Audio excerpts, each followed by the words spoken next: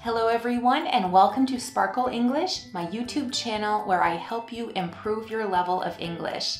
Welcome to my new phrasal verb series, where I release a new video every week teaching you about phrasal verbs. So phrasal verbs are verbs that consist of a verb and one or sometimes even two particles. The particle often changes the meaning of the verb. In today's lesson, I'm going to teach you about phrasal verbs that we use a lot during the holiday season. The first phrasal verb is sing along. To sing along means to sing a song with someone who is already singing. For example, we always sing along to Christmas music on the radio. If you know the lyrics to Carol of the Bells, you should sing along. The second phrasal verb is wrap up.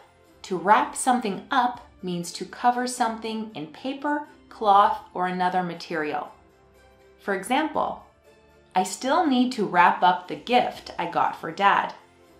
Have you wrapped up Mom's present yet? The third phrasal verb is put up. To put something up means to build or place something somewhere. For example, I put my Christmas tree up early this year. To put up can also mean to display something in a place where it will be seen. The neighbors put up their Christmas lights on December 1st. The fourth phrasal verb is take down. To take down something means to remove something that was previously put up or put in place. It's the opposite of put up. For example, as a child, I used to cry when my parents would take down the Christmas tree. I really did.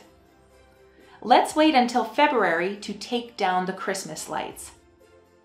Now I want you to practice using one of these phrasal verbs in the comment section of this video. Do you put up a Christmas tree every year?